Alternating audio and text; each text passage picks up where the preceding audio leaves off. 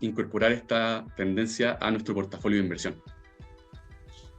Y aquí es donde entra la experiencia en DDA, donde ya hemos creado varios fondos, varias estrategias como son el MedTech, el Silicon y el Multiaxis, para poder armar una estrategia que nos permita beneficiar de esta tendencia en un grupo que sea selecto de compañías.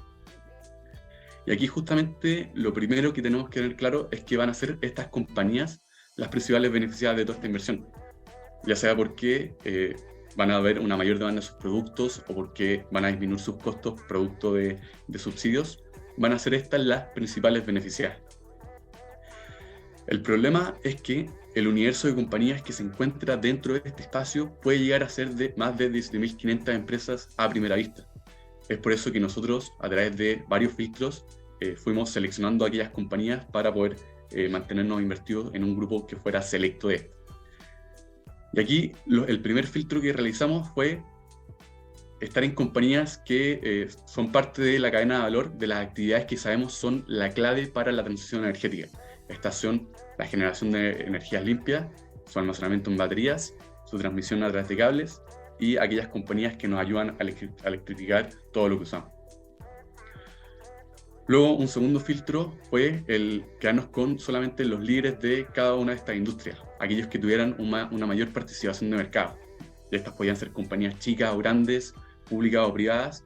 Todo esto era solo pensando en tener identificadas estas potenciales compañías para este nuevo fondo.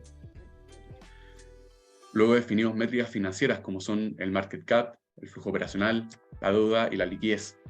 Todo esto pensando en que queríamos estar invirtiendo en compañías que fueran grandes, compañías que hoy día estuvieran invirtiendo realmente, y por eso de hecho nos quedamos con este flujo de caja operacional en vez de un flujo libre de caja, por ejemplo, ya que queríamos estar seguros de que realmente estuvieran invirtiendo.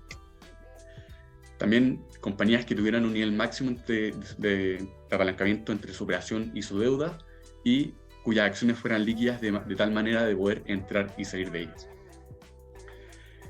Y finalmente, un último filtro que les pedimos era que al menos un 40% de sus ingresos estuvieran expuestos a esta transición y ahora sí por lo menos un 5% de participación de mercado. Todo esto pensando en que queríamos estar en compañías que realmente estuvieran expuestas y que al mismo tiempo estuvieran aportando como líderes a esta transformación. Y así es como llegamos a estas 32 compañías que justamente venían a cumplir con todos estos criterios que les acabamos de describir. Y así es como nace este IFAN, con estas 32 compañías que vienen a ser las principales líderes de esta transformación y que justamente buscan aprobarse de la tendencia. Aquí les muestro una mirada a grandes rasgos de cuáles son estas 32 compañías, pero creo que vale la pena hacer una pasada por un par de ellas. Acá tenemos, por ejemplo, compañías como son Liden, que es una de las compañías que produce el litio, que después va a ser utilizado en las baterías para que podamos tener energía de noche. Ørsted, que es una de las compañías que nos ha ayudado a tener una matriz cada vez más renovable, al ser la de las que más parques eólicos marinos ha construido en el mundo. También están compañías como NKT, como uno de los 3 proveedores claves para que generan los cables que después nos van a permitir unir estas nuevas fuentes renovables con las redes ya existentes. Y finalmente, la ya reconocida Tesla, que también nos ha ayudado a electrificar todo lo relacionado al transporte y a las casas con sus autos y sus baterías. Y ahora que ya tenemos seleccionadas estas 32 compañías, básicamente el cómo definimos los pesos que iba a tener cada una de estas fue a través de un Adjusted Equal Weight. ¿Esto qué quiere decir? Aquí básicamente armamos clusters o grupos de compañías donde dentro de cada grupo cada una iba a tener el mismo peso. Y para definir en qué clúster iba a entrar, básicamente tomamos una combinación entre su market cap y su ingreso. Aquí básicamente este ajuste lo que nos permitió hacer fue darle una mayor relevancia a las compañías que normalmente serían de menor tamaño en este tipo de estrategia. Una vez que ya tenemos definidos estos pesos, la exposición del portafolio visto por sector GICS queda de esta manera, donde no es de sorprenderse por la parte industrial, de utility y materiales que predominan en este fondo.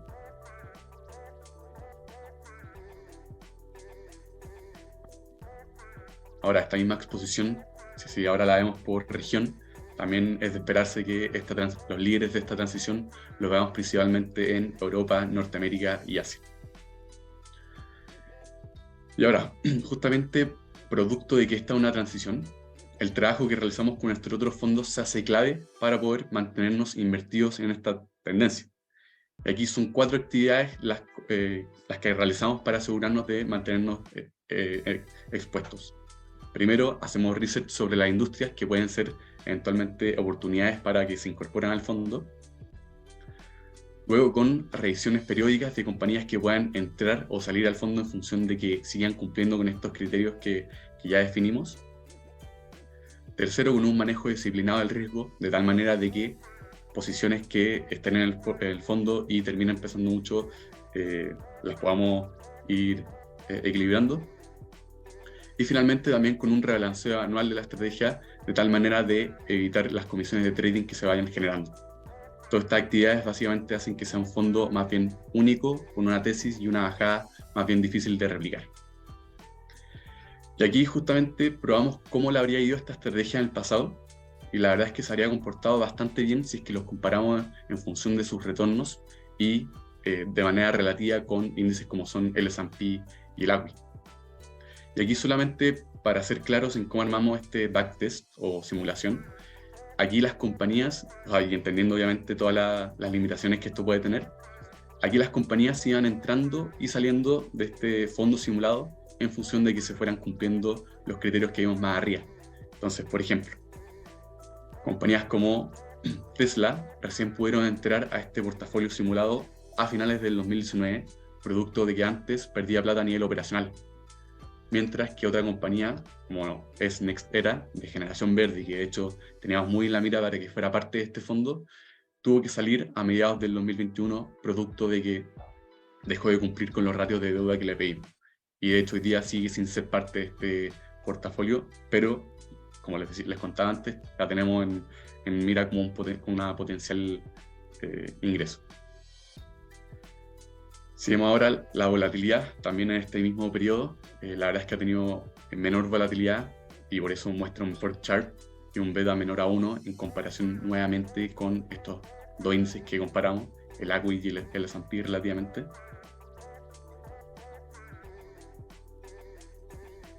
Aquí podemos ver una tabla de retornos comparativos para los distintos plazos, bastante bien en los plazos de 5 y 3 años, que son los gráficos de arriba, y retornos más defensivos para plazos de 1 año y year to date. Y aún así, pese a esto, hoy día seguimos viendo un punto de entrada más bien atractivo, y eso bajo la mirada de este ratio PU, en donde se ve que se encuentra debajo de su media y cercana a una desviación estándar por debajo. Y esto explicado principalmente por la fuerte generación de utilidades que han tenido las compañías del fondo en este último periodo de 2-3 años. Y ahora, igual considerando el movimiento de la tasa de interés que hemos visto últimamente, también es bueno ver el earnings yield gap del fondo.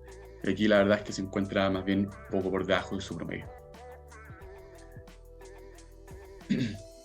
Ahora, sabemos que esta estrategia no está exenta de riesgos y por eso los principales riesgos que vemos nosotros son, primero, los cuellos de botella, que pueden hacer que esta transición sea más lenta.